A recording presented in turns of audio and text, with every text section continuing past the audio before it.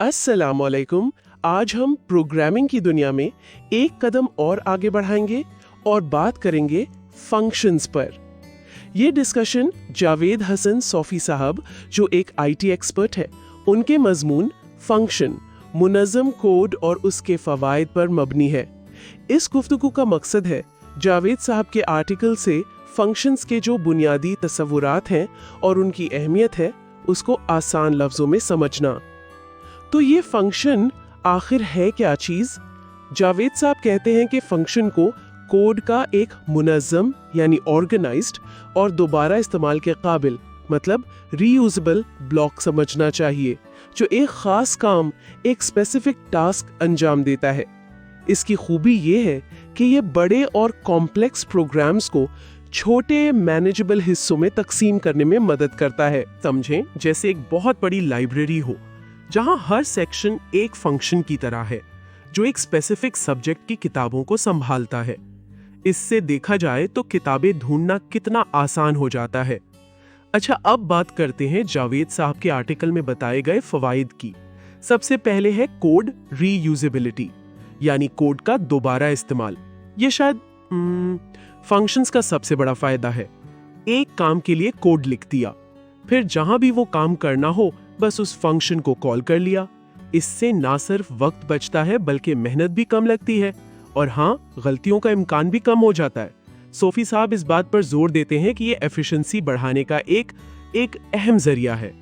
दूसरा फायदा है बेटर ऑर्गेनाइजेशन।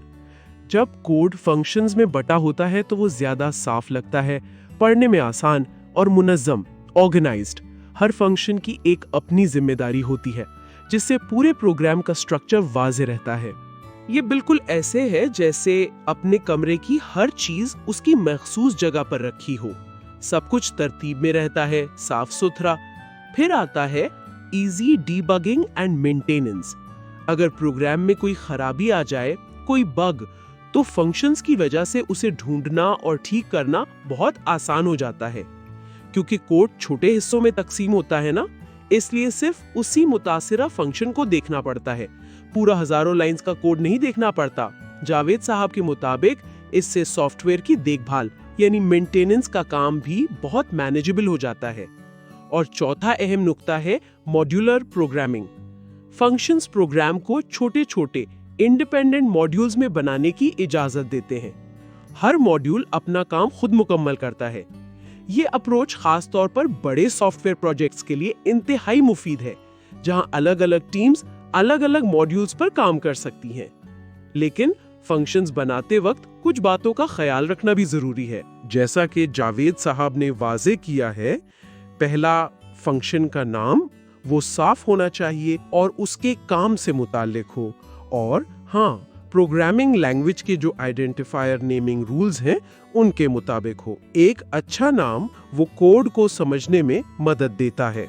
दूसरा, फंक्शन को इस्तेमाल या कॉल करने से पहले उसकी डेफिनेशन यानी उसकी तशरीह करना लाजमी है।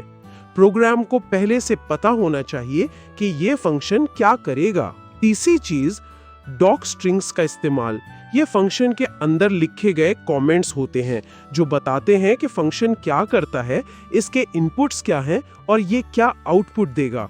ये डॉक्यूमेंटेशन का एक बेहतरीन तरीका है, खासकर जब टीम में काम करना हो या बाद में कोड को दोबारा देखना हो। आखिरी हिदायत ये है कि फंक्शन के अंदर इस्तेमाल होने वाले लोकल वेरिएबल्स और फंक्शन के बाहर के ग्लोबल वेरिएबल्स, उनके नाम आम तौर पर मुख्तलिफ रखें, अलग अलग। इससे कंफ्यूजन से बचा जा सकता है, मतलब उलझन नहीं होती। कुल मिलाकर जावेद हसन सोफी के आर्टिकल का निचोड़ ये है कि फंक्शन सिर्फ कोड लिखने का एक तरीका नहीं है, बल्कि ये प्रोग्रामिंग को ज्यादा मौसर, मुनज़्ज़म और काबिल इंतजाम बनाते हैं। ये कोड को साफ रखते हैं, दोबारा इस्तेमाल के काबिल बनाते हैं और गलतियों को ठीक करना आसान करते हैं। चलें, हमारे साथ रहने का बहुत शुक्रिया। अस्सलाम वालेकुम।